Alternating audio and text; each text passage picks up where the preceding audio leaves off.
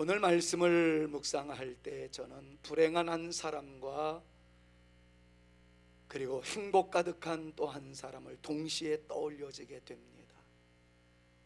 불행한 한 사람이라는 것은 장자로서 장자의 축복과 명분과 은혜를 다 상실해버렸던 르우벤이 떠올려지고, 그리고 꽃배기의 축복을 받은 형통한 사람을 떠올리라 하면 오늘 본문 말씀에 요셉이 거론될 수 있겠다 말씀드릴 수 있겠습니다.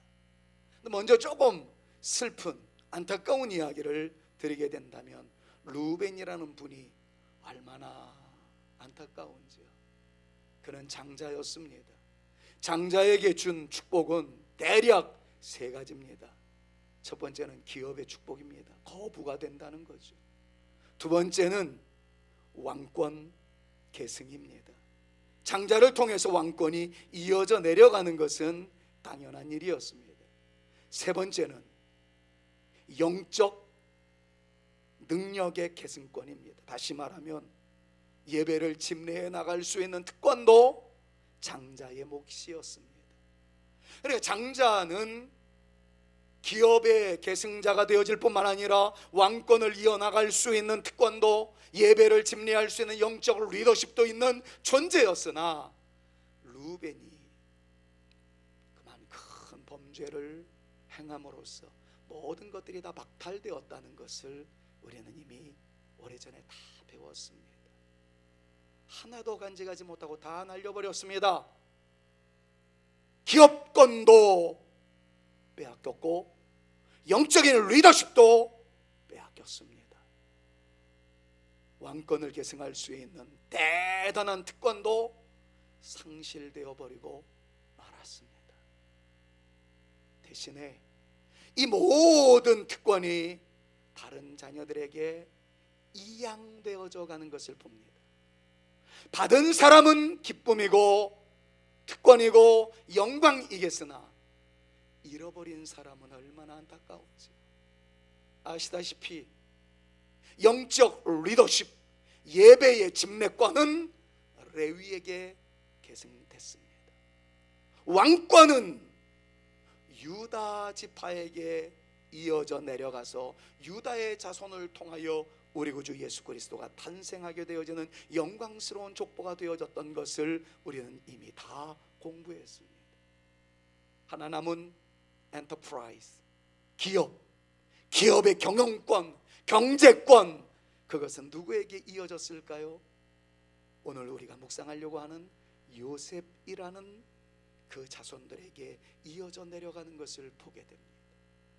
저는 이 말씀을 묵상하면서 여러분들에게 먼저 축복하고 싶습니다. 르우벤을 생각하면서는 이런 축복을 나누고 싶어요.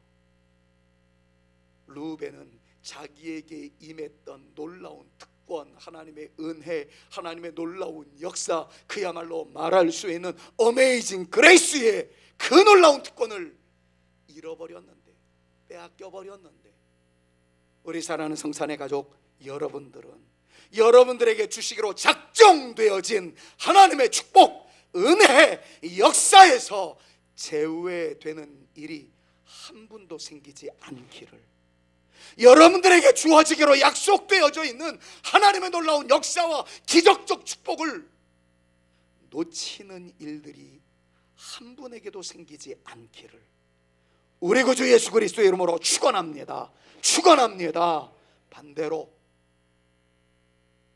누군가가 자격이 없어서 다 잃어버릴 수밖에 없는 것은, 저 욕심이 많아가지고 이 말씀 준비하면서 이렇게 기도했어요. 하나님, 어느 교회에 주실 하나님의 은혜, 다른 교회 권사님에게 임하실 하나님의 축복이 자격이 없어서 하나님께서 거두어 가시려고 할 즈음에 우리 교회가 떠올려지게 하시고, 우리 권사님들이 떠올려지게 하시고, 우리 장로님들이 떠올려지게 해주셔서 다른 사람들에게 임하였던 그 축복이 다시금 돌아갈 수밖에 없는 상황이 되었을 때 우리 교회가 쟁취하게 하여 주옵소서.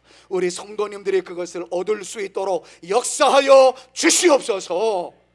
욕심 많은 목사지만 나는 이런 기도를 죄된 기도라고 생각하지 않습니다. 천국은 침노하는 자에 의해서 침노당한다고 그랬어요. 사모하는 사람들에게 하나님께서 은혜를 베풀어 주시고 놀라운 능력을 더하여 주신다는 것을 믿음으로 주장하면서 오늘 이 자리에 올라오신 여러분들 모두가 다 은혜의 주인공들 되실 수 있기를, 하나님의 걷잡을 수 없는 축복의 대상자들로 당당하게 설 수 있기를 우리 구주 예수 그리스도의 이름으로 축원합니다. 제가 이렇게 말씀을 드리는 것은 오늘 본문 말씀의 주인공을 놓고 보면 지금 말씀드린 것보다 더한 깜짝 놀랄 만한 은혜가 마구마구 쏟아지고 있는 것이 오늘 본문으로 구성되어 있기 때문에 그렇습니다. 오늘 본문 말씀의 주인공은 요셉이라는 존재입니다. 성경은 이렇게 이야기합니다. 요셉에 대하여는 이라고 이야기를 하면서 특별히 17절에서 강조를 하는데 요셉에게만 축복하지 않았어요. 야곱이 12아들들을 축복을 했을 때, 모세가 12지파를 축복했을 때 대부분, 아니 요셉만 제외하고는 전부 다 그 당사자들을 향한 축복이었습니다. 그런데 17절 말씀을 자세히 눈을 비비고 큰 눈을 뜨고 살펴보시면 요셉에게 축복할 때는 꽃배기의 축복이 임하였다는 것을 성경 스스로가 강조하고 있습니다. 요셉에게 두 아들이 있었습니다. 요셉에게 축복하던 것이 두 아들의 이름까지 거론하면서 두 아들에게는 놀라운 복이 곱배기로 임할지어다, 이 정도가 아니에요. 에브라임은 만만이요 므낫세는 천천이다. 이건 곱배기의 의미가 아닙니다. 만복이라는 이야기고요, 천복이라는 것이고요. 내용 그대로 이야기하면 만 곱하기 만은 얼마가 됩니까? 천 곱하기 천은 얼마가 됩니까? 100만이다, 1억이다, 구체하게 그런 얘기 안 하겠습니다. 성경의 최고의 선언은 어떤 존재에게 어떤 복을 선언할 때 그는 만만이로다 라는 것이 성경적 어휘력이라는 것들을 놓고 보았을 때 최고의 축복이라는 것을 기억하면서 17절 말씀을 읽으면서 하나님 오늘 임하실 은혜가 나뿐만 아니라 내 자녀에게, 내 자녀뿐만 아니라 자녀의 자녀에게 넘치게 하여 주시옵소서. 이 믿음을 가지고 17절 말씀 우리 믿음으로 선언합니다. 그는 젖송아지같이 위엄이 있으니 그 뿌리 들소의 뿔 같도다. 이것이 민족들을 받아 땅끝까지 이르리니 곧 에브라임의 자손은 만만이요 므낫세의 자손은 천천이리로다. 할렐루야. 여러분, 요셉에 대해서만큼 많은 자녀들까지 축복하고 있는 모세의 영적인 권위를 떠올려가면서 저는 오늘 모세와 같은 영적인 권위가 있는 좋은 목사는 못 됩니다만은 그러나 축복권이 있는 목사로서 여러분들을 축복합니다. 여러분들뿐만 아니라 여러분들의 자손 만대가 말씀 그대로 만만히 되어질 수 있기를, 천천히 되어질 수 있기를 우리 구주 예수 그리스도의 이름으로 축원합니다. 자, 그렇다면 요셉에게만 머물러 있는 축복이 아니라 그 자손들에게 나타날 하나님의 놀라운 은혜, 그 구체적인 내용들은 어떤 것일까요? 한마디로 말하면 저는 부러워 죽겠다, 보통 우리가 사용하는 단어지요, 부러워 죽겠다 라고 대변할 수 있는 내용들입니다.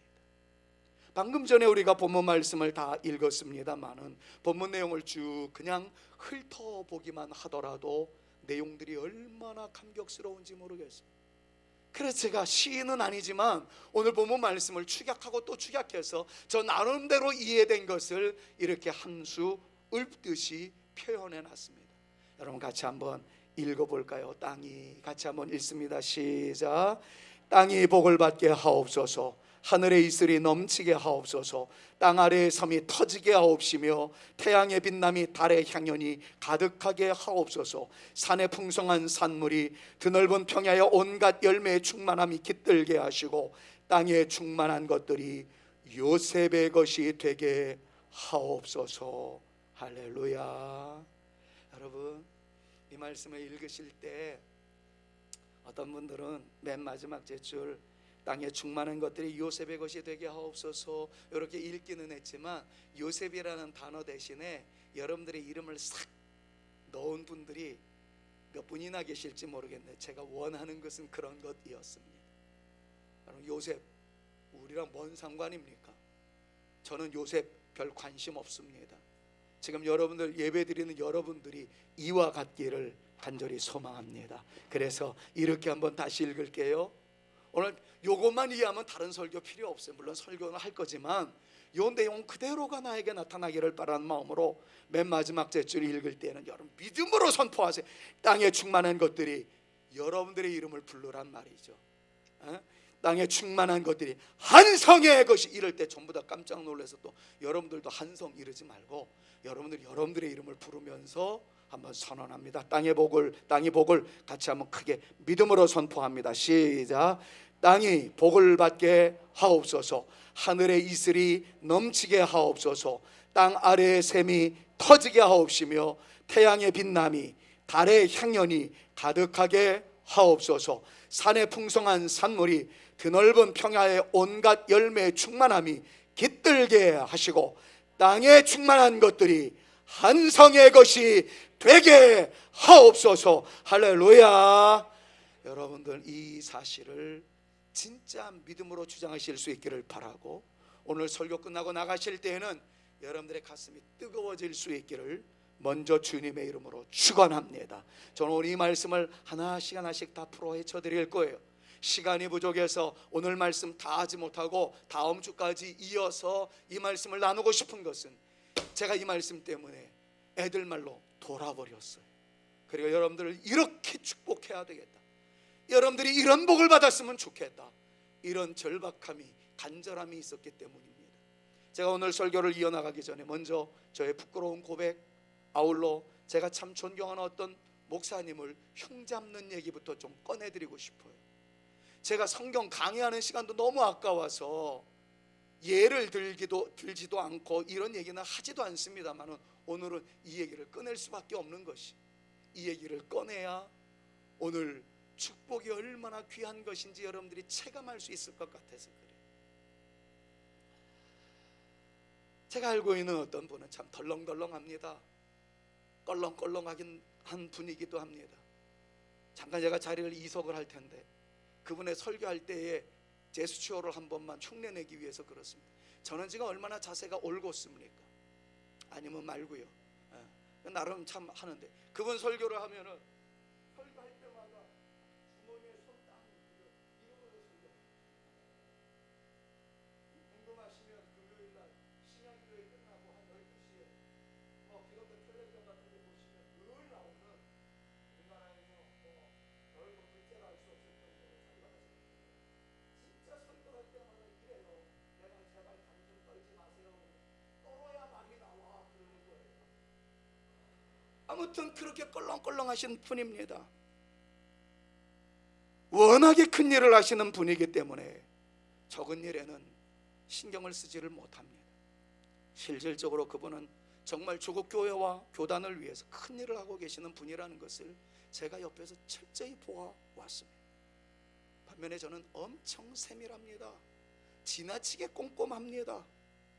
성격도 그렇거니와 교수 생활하면서 논문을 심사하던 모습이 있어서인지 문장에 있어서나 어순에 있어서나 단어에 있어서나 철자에 있어서나 아주 세밀하게 보는 섬세함이 저에게 있습니다. 총회에서 많은 분들이 이야기합니다.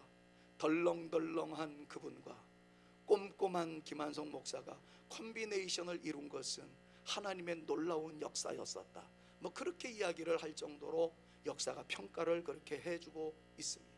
저는 아주 작은 것 하나도 놓치지 않으려고 하는, 그러다 보니까 너무 많은 스트레스를 받기도 합니다. 그러던 어느 날 대구에 사시는 어떤 장로님이 그 목사님과 저에게 근사한 식사를 대접하겠다고 정말 멋진 집으로 인도해 주셨어요.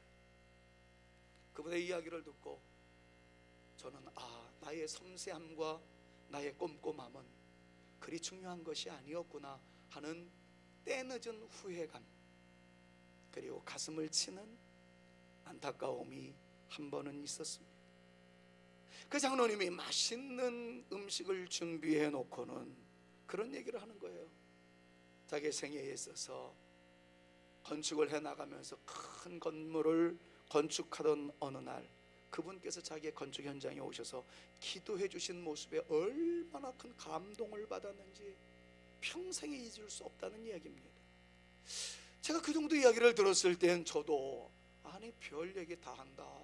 나 같은 목사도 건축 중에 있고 수십 층의 건물로 올라가는 그러한 장소에 가서 열심히 기도해 드리고 축복해 드리고 그러는 거 다 하는데 뭘 그리 감동을 받았다고 그러나, 그런 식으로 저는 처음에 조금 그 이해가 안 됐습니다. 저도요 그런 데 가면은 정말 특별히 간절히 기도합니다. 그리고 1층부터 한 20, 30층까지 올라가면서 여기는 어떤 장소입니까? 설명을 다 들어놓으면 머리에다가 메모리를 다 해놓습니다. 그리고 중요한 문장들, 중요한 단어들을 머릿속에 이렇게 체크해놨다가 내려와서 한번 기도합시다. 그리고 저는 나름대로 어순에 맞춰가지고 문장력을 총동원해서 그럴싸한 내용으로 열심히 기도합니다. 제 목소리가 또 우라지게 크지 않습니까? 제가 말한 우라지게는 우아하고 아름답게 해준 말이지 욕이 아닙니다. 어쨌든 열심히 기도를 합니다. 제가 사용할 수 있는 언어 구사력을 총동원해서 하나님을 감동시키기 이전에 그 기도받는 사람의 마음에 감동을 주기 위해서 정말 최선을 다해서 기도합니다. 여러분 그러면 되는 거 아니에요? 그러면 괜찮은 목사 아니에요? 그런데 제가 그분을 조금 더 흉보겠습니다. 그분은 기도가 이렇습니다. 그냥 한번 잘 들어보세요. 기도합시다. 그래 기도해요. 기도를 하면 그분의 기도 스타일은 이럽니다. 하나님, 홍장로님이 지금 갈비를 사는데 잘 먹겠습니다. 맛있는 갈비 사주는 장로님 복 주시옵소서. 예수님의 이름으로. 아니 어디라고 그랬지? 그러면 장로님이 또 그 얘기를 듣고 잠비아입니다. 그랬더니 감비아 아니 잠비아에서 선교하고 있는 딸에게 복을 내려 주시옵소서. 예수님의 이름으로 기도. 아니 옆에 있는 김한송 목사에게도 복을 주옵소서. 예수님의 이름으로 기도합니다. 아멘. 이게 전부예요. 이게 얼마나 성의 없어요? 저랑 너무 다르지 않아요? 아니 이렇게 기도하시는 분한테 감동을 받았다? 이해가 안 됐습니다. 그 장로님이 그 다음 말을 이야기하는데 제가 다르다 하는 것을 느꼈어요. 그분의 이야기는 이랬습니다. 1층에 딱 가가지고는 뭐 기도하는 스타일은 똑같겠죠. 1층에 딱 가가지고 철골밖에 없는데 철골을 붙잡고 여기서 뭐 할 겁니까? 여기서 상담할 겁니다. 하나님 여기서 상담한답니다. 상담이 잘 이루어지게 하옵소서. 그리고 2층 올라가. 여긴 뭐 할 겁니까? 여성들 매장을 만들 겁니다. 하나님 여기서 여성들 매장 만든답니다. 여자들이 지갑을 활짝활짝 열게 해 주옵소서. 3층 올라가. 여기는 뭐 한답니까? 여기는 신사 매장. 하나님 여기 남자들이 많이 오는데 돈 팡팡 쓰고 가서 부자 되게 해 주옵소서. 이르기를 20몇 층까지 층층마다 가서 기도를 했대요. 층층마다. 저는 이게 옳으냐 그르냐 그걸 떠나서 제가 하지 못했던 것이 그거였구나. 저는 1층부터 20여 층 30여 층까지 다 올라가서 이런 얘기 다 듣고 내려와가지고는 머리에 구상을 하고서 하나님 그리고 멋들어지게 기도하는 스타일이었는데, 그분은 듣는 즉시 그 자리에서 붙잡고 기도하는 거라. 그 자리에서 기도의 내용은 화려하지는 않아도 있는 그대로. 제가 그것을 보면서 하나님 제가 그것을 놓쳤네요. 제가 이런 기도를 했습니다. 하나님 제가 기도를 놓친 게 아니고요, 아직 우리 성도님 가운데 40층짜리 지어본 분이 없어요. 그러니까 40층짜리 지으면 나 그렇게 할 테니까 기회 주시옵소서. 아유 아멘 하신 분들 복 받으시기를 바랍니다. 근데 그런 것들이 목회 현실에서 다르구나 하는 것을 느꼈습니다. 제가 회개했어요. 제가 우리 성도님들 가운데 정말 어려운 분들을 위해서 기도할 때에 그 가정에 밥그릇이 몇 개고 숟가락이 몇 개인지까지 알았던 때도 있었습니다. 그러나 숟가락 붙잡고 기도한 적은 없었어요. 근데 제가 그때를 떠올려가면서 그때 그렇게 기도했었어야 되는데. 그 숟가락 붙잡고 하나님, 이 숟가락으로 밥도 먹는 이가 늘 주 안에서 강성하게 하여 주옵소서. 이게 애비의 심정 아니었을까? 이게 진짜 목자의 마음이 아니었을까 하는 그런 생각이 들었습니다.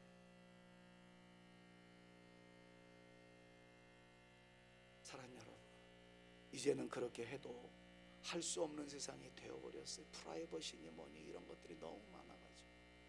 그러나 그렇게 기도하는 존재, 얼렁뚱땅 하나님 다 아시지요, 주께서 역사하여 주옵소서가 아니라 구체적으로 기도하되 절절한 마음을 담아서 성도들의 눈물, 성도들의 땀, 성도들의 손끝의 전율, 성도들의 간절한 바람을 내가 그대로 하나님 앞에 올려드릴 수 있는 진정한 중보자의 기도를 올리는 김 목사가 되게 하여 주옵시고 그 기도에 응답하여 주옵소서.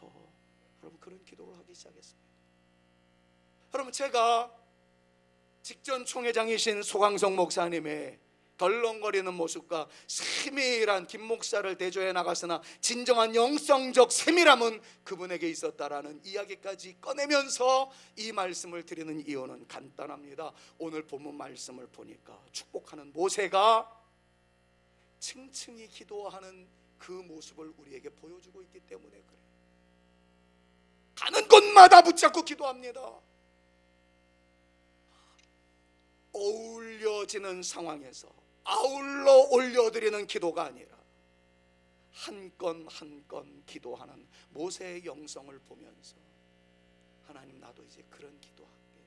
요즘 제가 새벽마다 기도하면서 우리 장로님들의 이름을 쭉, 이전에도 물론 그랬습니다만 권사님들, 안수 집사님들, 집사님들 이름 하나하나 불러가면서, 심지어 우리 글로리아 앙상블 때로는 이름이 생각 안 나면은 제1 바이올린, 제2 바이올린, 첼로, 그리고 우리 더블 베이스는 내가 주구장창 기도하죠. 뭐 우리 집사님이니까. 이 집사님을 위해서도 클라리넷 오리지널 박수정, 그 다음에 진짜 수정, 이름을 불러가면서 막 기도해요. 막 기도해요. 왜냐하면 그것이 진짜 목사의 마음이구나 하는 것을 알았기 때문에 그렇습니다. 자, 지금까지 서로 설교의 서론인데 끝날 시간이 다 됐습니다. 빨리빨리 진행할게요. 자, 그렇다면 오늘 모세가 어떻게 축복을 했나요? 요셉을 향해서 어떤 축복을 했나요? 내용들을 간추려 봅니다. 이렇게 표현합니다. 그 땅이 여호와께 복을 받아 라고 이야기합니다. 하나님, 요셉에게 복을 내려 주시옵소서 이래도 되는데 요셉이 사는 땅이 복을 받게 하여 주옵소서, 그렇게 표현을 하고 있어요. 쉽게 이야기하면 땅 붙잡고 지금 기도하고 있는 겁니다. 하나님, 요셉이 살 땅 복 내려 주옵소서. 근데 여러분, 이것이 그대로 응답되었다는 사실을 아세요? 여호수아 16장 1절 이하에 있는 말씀을 살펴보니까 에브라임과 므낫세가 지파로 받았던 땅은 요단 서편에서 가장 기름진 땅이었습니다. 가장 비옥한 땅이었습니다. 뿐만 아니라 이스라엘은요, 거의 다가 산지였어요. 풀 한 폭이, 나무 한 폭이 살지 않는 대부분이 높은 산입니다. 우리나라 산처럼 높은 산에도 고목이 있고 멋있는 나무가 있는 그런 곳이 아니에요. 황량한 그냥 산입니다.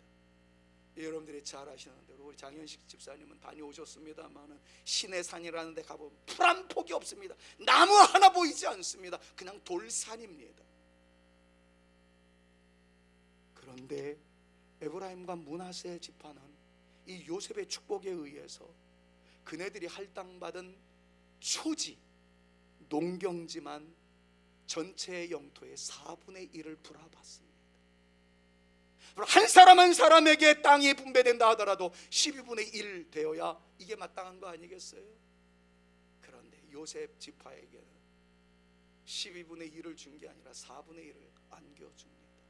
그리고 축복합니다. 땅이 복을 받게 하여 주옵소서. 여러분, 땅이라고 다 좋은 땅 아닙니다. 똑같은 땅인 것 같은데 어떤 땅 밑에서는 쓴물이 올라와서 경작하는 식물마다 다 죽어버려요. 근데 같은 땅인 것 같아도 어떤 땅에서는 단물이 올라와서 경작하는 모든 식물이 잘 자라납니다. 여러분, 대수롭지 않게 생각하지 마세요. 크게 생각하셔야 합니다. 하나님, 내 자녀의 땅이 복을 받게 하여 주옵시고, 내 자녀의 책상이 복을 받게 하여 주옵시고, 여러분들의 직장의 데스크가 복을 받게 하여 주옵시고, 여러분들이 만나는 지경에 주의 은혜가 임하여 주시옵소서. 고백할 수 있는 저와 여러분들 모두가 되실 수 있기를 주님의 이름으로 축원합니다. 이어지는 축복을 볼까요? 하늘의 보물인 이슬과 땅 아래에 저장한 물과, 여러분 그냥 기도해도 됩니다. 하나님 시위에 맞는 비 오게 해주시고 물이 넉넉하게 하여 주옵소서. 근데 모세는 지금 요셉을 위해서 기도하는데 이렇게 이야기합니다. 하늘의 보물인 이슬이 나타나게 하여 주옵소서. 여러분, 이슬의 의미가 어떤 의미인 줄 아세요? 우리나라의 이슬은 아무런 의미가 없습니다. 사시사철 비가 잘 내려오기 때문에 이 이슬에 대한 남다른 감동이 있지 않아요. 그러나 우기와 관기가 분명한, 우기 중에서도 이른 비와 늦은 비, 일종의 두 번의 비밖에 내리지 않는 지중해성 기후를 띠고 지형적으로는 사막 지형인 이스라엘은요, 비가 거의 없는 나라입니다. 그러나 일교차가 심해서 높은 산에서 내려오는 찬 바람과, 그리고 그것에 의해서 아주 뜨거웠던 대지의 그 열기가 나중에는 새벽녘에는 조화를 이루어서 이슬이 맺혀지는 것으로 먹고 사는 나라가 이 본문 말씀의 배경인 이스라엘이에요. 그러니까 이슬이 없으면, 비가 오지 않는 이스라엘 땅은 망할 놈의 땅이 됩니다. 그래서 이렇게 표현을 한 거예요.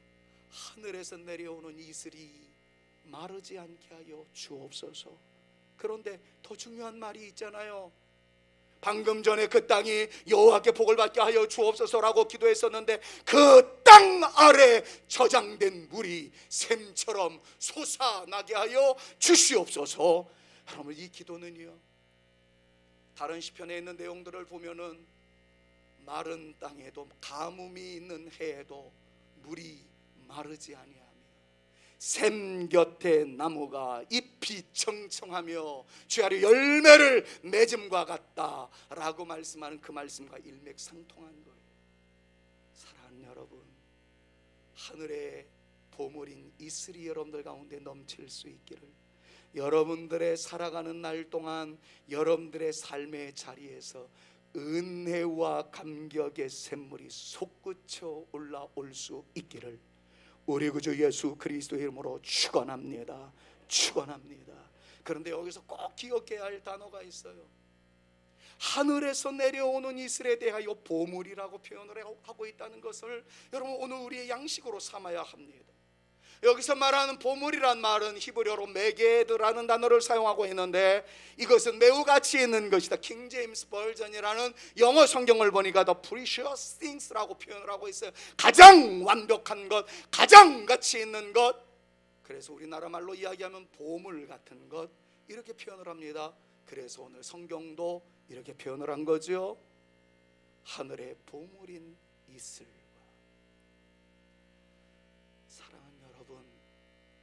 당연한 것을 당연한 것으로 생각하는 것은 상식적인 사람입니다. 그런데 당연한 것을 보물로 생각하는 사람은 하나님의 시선을 가지고 있는 사람들을, 바로 그 사람들의 모습인 줄로 믿습니다. 성경은 오늘 이야기합니다. 너에게 나타난 모든 것들이 단순한 것이냐, 당연한 것이냐, 아니면 내가 준 너를 향한 my precious, 진짜 나의 보물이라고 생각하느냐. 여러분, 이것을 우리 한 번 더 생각해 볼 필요성이 있어요. 오늘 아침 드시고 오셨죠? 그냥 일상, 내 마누라가 늘 차려주는 음식, 그 이상으로 생각하지 않고 오셨다면 이제는 우리의 언어 패턴을 좀 바꿔보자고요. 우리의 생각을 패러다임 시프팅, 인식의 전환을 좀 가지고 와서 아내를 통하여 주신 하나님의 보물로서의 양식이라고. 그래서 우리 아침 기도할 때마다 하나님, 이 귀한 보물적 양식으로 인하여 주를 찬양합니다. 여러분, 이렇게 기도할 수 있는 저와 여러분 모두가 되어지실 수 있기를 주님의 이름으로 축원합니다. 내 자녀들이라고 그러지 말고 나의 보물로서의 자녀, 나의 보물로서의 주의 은총. 옆에 있는 분들 보세요. 얼마나 많은 보물이 있으신지. 성도들은 다 보물로서 여기고, 나에게 주어진 모든 것들이 다 메게드 하늘로서 임한 보물입니다. 고백할 수 있는 저와 여러분, 우리 사랑하는 성도님들의 모든 믿음이 되어질 수 있기를 우리 구주 예수 그리스도의 이름으로 축원합니다. 그래서 저는 이 내용을 이렇게 기도로 연결했어요. 하늘에서 내려오는 모든 가치 있는 것이 마르지 않게 하여 주시옵소서. 다른 말로 하면 하늘에서 내려오는 모든 것이 내게는 보물로서 이 보물이 마르지 않게 하여 주시옵소서. 사랑하는 여러분, 이 은혜가 우리 모두에게 나타날 수 있기를 우리 구주 예수 그리스도의 이름으로 축원합니다. 우리 한번 선포합니다. 하늘에서 내려온 모든 가치 있는 것이 마르지 않게 하여 주옵소서. 믿음으로 선언합니다. 시작. 하늘에서 내려오는 모든 가치 있는 것이 마르지 않게 하여 주시옵소서. 할렐루야. 그렇게 되어질 수 있기를 축원합니다. 이어서 계속 강조합니다. 태양이 결실하게 하는 선물과 태음이 자라나게 하는 선물이 있게 하옵소서. 다른 말로 하면 태양열에 의해서 혹시 자라나게 하시고, 또한 이 달의 아름다운 향연에 의해서 풍성한 결실이 맺어지게 하여 주시옵소서. 이런 의미예요. 하나님, 심어 싸우니 알아서 자라나게 하시고, 뿌려 싸우니 주께서 거두어 드리게 하옵소서. 이게 아니고 매일매일마다 그것을 향하여 기도하고 있는 모세의 아름다운 열정을 보세요. 나와 관련되어 있는 태양빛이 하나님의 영광을 선포하게 하시고, 나와 관련되어 있는 달의 향연이 하나님을 향한 기도의 등불이 되게 하여 주시옵소서. 뭐 이런 내용들 아니겠습니까? 그러면서 계속 강조합니다. 태양열에 의하여 나타난 산물, 태음력에 의해서 나타난 모든 산물, 산물이란 단어가 방금 전에 나왔던 보물이란 단어와 똑같은 메게드예요. 모든 걸 다 주의 은혜로 생각해서 가치 있게 여기며 하나님의 보물로 생각하고 있다는 겁니다. 쉽게 이야기하면 내가 날마다 먹는 땅의 소산은 하나님께서 나에게 허락하신 보물인 줄로 믿습니다. 이런 의미인 거죠. 다시 강조하겠습니다. 이번 일주일 동안, 아니 우리 사랑하는 날 동안 기도 올릴 때마다 이제는 이 음식으로 인하여, 이 물로 인하여, 이 양식으로 인하여 이러지 말고 이 보물로 인하여 주를 찬양합니다. 이 주님의 은혜로 인하여 주님께 영광 올려 드립니다. 여러분, 이런 기도로 우리의 용어가 모세의 용어처럼 바뀌어질 수 있기를 바랍니다. 제가 이런 짓궂은 비유는 들지 않겠습니다. 밥풀떼기 놓고 하나님께 기도하면서 하나님이 밥풀떼기 보물로 인하여 감사합니다 그러면 진짜 밥풀떼기 진주로 바뀌어질는지 잘 모르겠습니다만, 그런 걸 떠나서 밥을 먹으면서도 하나님 나에게 주신 일용할 양식으로서의 보물로 인하여 주를 찬양합니다. 감사의 기도, 감격의 기도를 올려드릴 수 있는, 요즘은 아무런 증상이 없는 것이 얼마나 큰 감사인지.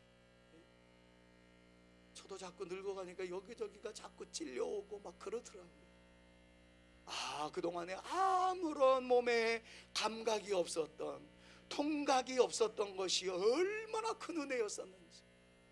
여러분, 지금 발가락이 있다는 것을 여러분들이 느끼지 못한다는 건 축복입니다. 발가락이 있다는 걸 느끼는 순간 그 발에는 무좀이 있다는 것을 증거하는 것 아니겠습니까? 그러니까 내 몸을 가지고 있지만 아무런 통각이 없다라는 것이 얼마나 놀라운 주의 은혜인지. 지금 이 자리에 앉아 있는데 배가 옆구리가 찔려요. 위에 무슨 이상이 있다는 것 아니겠습니까? 감사하는 삶을 사십시오. 저는 아무 일도 없어가지고 감사할 건덕지가 없어요. 아니요, 아무 감사할 건덕지가 없음 자체가 하나님의 기적이고 보물이고 은혜인 줄 알아서 우리 모두 감사하며 나가는 하나님의 거룩한 용사들 다 되실 수 있기를 우리 구주 예수 그리스도의 이름으로 축원합니다. 옛산에 좋은 좋은 산물, 더 나아가서 영원한 작은 언덕의 선물.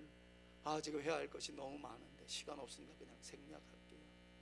그러나 중요한 거는 계속해서 반복 사용하고 있다는 거예요. 옛산의 좋은 산물이라는 것은 에브라임 산지에서 나왔던 놀라운 주의 은혜를 이야기하는 것이고요, 영원한 작은 언덕의 선물이라는 것은 에브라임 산지와 그리고 므낫세가 살고 있었던 땅은 다 평지였다라는 것을 의미합니다. 작은 언덕이라는 것은 농사짓기 좋았다는 땅을 의미해요. 말씀드렸던 것처럼 이스라엘은 높은 산이 있어서 풀 한 폭이 나오지 않는다고요. 그러나 너무 저지대에 있으면 비 오는 날 침수가 되어져서 농사를 망칩니다. 적당한 언덕 위에 푸른 초원이 있을 때에 기후에 상관없이 늘 푸름이 자라나게 된다는 것을 의미하는 것이 바로 작은 언덕이라는 말의 의미인 거예요. 그러니까 너무 세밀하게 모세는 지금 축복하고 있다는 거죠. 늘 침수가 되는 저지대에 있으면 얼마나 불안하겠습니까? 비만 오면 흘러넘치게 돼서 하나님 침수되게 됩니다. 너무 높은 산에 있으면 고갈되어서 농사를 짓지 못합니다. 적정한 곳에 위치하여 하나님께 또 여전히 기도하고 있는 그 아름다운 모세의 아름다운 모습을 보면서 이미 제가 말씀드렸던 대로 이렇게 구체적으로 기도했어야 되는데,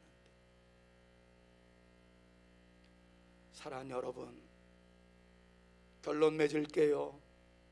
계속 반복되는 듯한 말씀입니다마는 성경에서 축복의 기도를 우리에게 소개할 때 이렇게까지 세밀하게 구체적으로 기도하고 있는 모세를 오늘 만남으로써 우리가 꼭 배워야 할 것이 있습니다. 하나님, 그저 알아서 복 주세요, 짧게 기도하지 아니하고 구체적으로 간절하게 거듭하여 기도하는 믿음의 선배 모세를 만난 우리답게 기도할 수 있고 또 기도할 수 있고 또 기도할 수 있고 또 기도할 수 있는 저와 여러분 모두가 되실 수 있기를 우리 구주 예수 그리스도의 이름으로 축원합니다. 자, 그렇다면 여러분들 이렇게 이 일을 제기할 분이 있어요. 길게 기도해야 들으시는 하나님입니까? 아니요, 하나님은 다 알고 계십니다. 그런데 우리가 꼭 알아야 할 것이 있습니다. 하나님은요, 하나님 생각하는 시간이 많기를 바라고 계시는 분이에요. 기도를 길게 하라는 얘기가 아닙니다. 매사에 하나님과 관련성을 가지고 살아가는 성도들의 신앙 태도를 주님께서는 지금 요청하고 계시는 거예요. 이 정도는 내가 기도 안 해도 돼. 호흡하는 거, 세상에 산소가 이렇게 많은데 나에게 산소를 주옵소서, 이런 기도는 안 해도 돼. 나 오늘 나가면 적어도 하루에 일당 30만 원은 벌어. 일용할 양식 따위는 기도 안 해도 돼. 그러지 말라는 거예요. 그러지 말라는 거예요. 나의 일거수일투족, 나의 행하는 모든 것이 주의 은혜로 말미암으로 되어지는 것으로 알고 구체적으로 하나님께 기도하는 마음, 이것이 주님과 연결되어 있는 우리의 모습임을 주님께서 하시도록, 그래서 기도하라는 의미인 것을 여러분들 기억하시며 순간순간마다 우리 주님의 이름을 부르며 주님의 인도하심을 사모하며 모든 것이 주로 말미암는다는 이 놀라운 역사를 기대하며 멋지게 살아가는 저와 여러분들 모두가 되실 수 있기를 우리 구주 예수 그리스도의 이름으로 축원합니다. 한 가지만 더 강조합니다. 모세가 지금 이렇게 구체적으로 기도하는 그 대상은 누구입니까? 오늘 본문 말씀에서 이렇게 이야기하고 있어요. 가시떨기 나무 가운데 계시던 이의 은혜로 말미암아 이 놀라운 역사가 나타났다라고 말입니다.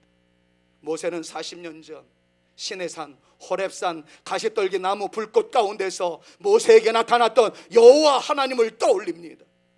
그때 나타나셨던 하나님, 그때 받았던 감동의 하나님을 잊지 못하던 모세는 요셉의 지파에게 축복하면서 내가 지금 복을 비는 그 대상은 나에게 감동을 주셨던, 나에게 임재하셨던, 나에게 불로 역사하셨던 그 하나님이시다. 그거를 떠올리고 있습니다. 사랑하는 여러분, 저는 여러분들에게 이렇게 표현하고 싶어요. 제가 정말 경험했던 그 하나님, 그 하나님은 진짜였습니다. 그 하나님은 능력이었습니다. 그 하나님은 영광의 하나님이셨습니다. 그 하나님이 여러분들에게도 동일하게 나타날 수 있기를 우리 구주 예수 그리스도의 이름으로 축원합니다. 그 하나님은 어떤 분이에요? 시편 121편 1절에서 2절 말씀을 보니까 이렇게 표현합니다. 내가 산을 향하여, 같이 한번 외칩니다. 내가 산을 향하여 눈을 들리라. 나의 도움이 어디서 올고 나의 도움은 천지를 지으신 여호와에게서로다. 할렐루야. 얼마 전에 국회의장의 초청을 받았습니다. 교단 대표들 10명을 초청하는데 부족한 제가 1명으로 끼어 국회의장 공간에 가서 맛있는 식사를 제공받고 왔습니다. 2년간의 모든 사역을 다 마치고 퇴임하기 하루 전이었습니다. 궁금해서 물었습니다. 마지막 날 왜 목사들을 초청했습니까? 그랬더니 마지막 순간에 목사님들의 축복을 받고 싶어서 최후의 공간 만찬을 목사님들과 하고 싶었습니다. 보니까 저보다도 키도 작고 참 초라하게 생겼더라고요. 그런데 국회를 이끌어 가시는 거장이었습니다. 그분이 이런 말씀을 남겼어요. 목사님, 제가 국회를 이끌어 나가면서 한시도 잊어버리지 않았던 말씀이 있습니다. 저는 이 말씀을 국회의장 내내 외우며 회의를 진행해 나갔습니다. 그래서 외쳤던 말씀, 시편 127편에 있는 말씀이었어요. 여호와께서 집을 세우지 아니하시면 세우는 자의 수고가 헛되며 여호와께서 성을 지키지 아니하시면 파수꾼에 깨어 있음이 허사로다. 하나님을 선포하더라고요. 기도해 주러 갔다가 은혜 받고 왔어요. 사랑하는 여러분, 그 하나님이 우리와 함께 하십니다. 우리의 기도를 들으시는 하나님은 그 보물을 우리에게 아낌없이 부으시는 하나님이심을 믿으시기를 주님의 이름으로 축원합니다. 유일한 복의 근원이신 하나님께 기도하고 또 기도하십시오. 아주 순전한 마음으로 이런 기도를 하나님이 들어주실까 우리가 판단하지 말고 기도하는 저와 여러분들 모두가 되실 수 있기를 우리 구주 예수 그리스도의 이름으로 축원합니다. 저는 이것 기도할 겁니다. 하나님, 저도 층층이 올라가면서 기도할 날 허락해 주옵소서. 요즘 한 드라마에서 다 종용이 됐습니다마는 나를 추앙하라고 하는 대사가 유행인 것 같습니다. 서로를 존중해 주시고 서로를 축복해 주시며 서로를 마치 추앙하듯 축복하는 우리네 인생, 우리 사는 성산의 모든 가족들 다 되시기를 우리 구주 예수 그리스도의 이름으로 축원합니다. 그 축복이 다 이루어질 수 있으리라 확신합니다. 이 시간에 다 같이 일어나셔서 찬양을 올릴 것, 바로 1장 찬양이에요. 다 같이 한번 일어나 주시오. 시간이 많이 가서 설명을 약하겠습니다만 이 찬양은 사실은 지난주 오후 시간에 살펴봤는데 대목곡이었습니다. 이게 주님을 찬양한다라는 그런 의미를 넘어서 선전포고를 하는 그러한 대목곡이었다는 것을 알게 되었어요. 이 찬양을 부를 때는 그냥 숙연하게 부르는 게 아니라 외치듯 함성으로 나가야 됩니다. 내용은 이것입니다. 모든 것이 주님으로부터 나오게 되었다 하는 거예요. 그래서 삼위 하나님을 찬양하겠다는 이 믿음임을 생각하면서 여러분 우렁찬 목소리로, 여러분들에게 있는 최고의 목소리로 만복이 주님으로부터 나에게 나올 줄로 믿습니다. 오늘 설교 생각하면서 주를 찬양합니다. 만복의 근원 하나님, 온 백성 찬송 드리고 저천사여 찬송하세. 찬송 성부 성자 성령.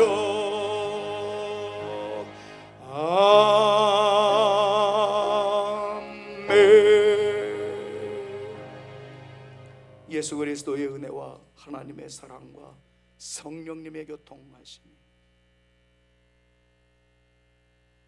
모든 복이 그분으로부터 나오되 우리에게 주어지는 모든 것이 보물임을 알아서 그 하나님께 나를 위하여, 자녀들을 위하여, 후손들을 위하여, 교회와 나라와 민족을 위하여 기도하되 모세의 심정으로 하나님께 기도하는 믿음의 용사가 되어 보리라 다짐하고 돌아가는 우리 사랑하는 성산의 모든 가족들 머리머리 위에와 저들의 가정 위에와 우리 사랑하는 성산교회 위에 이제로부터 영원토록 함께 있을지어다.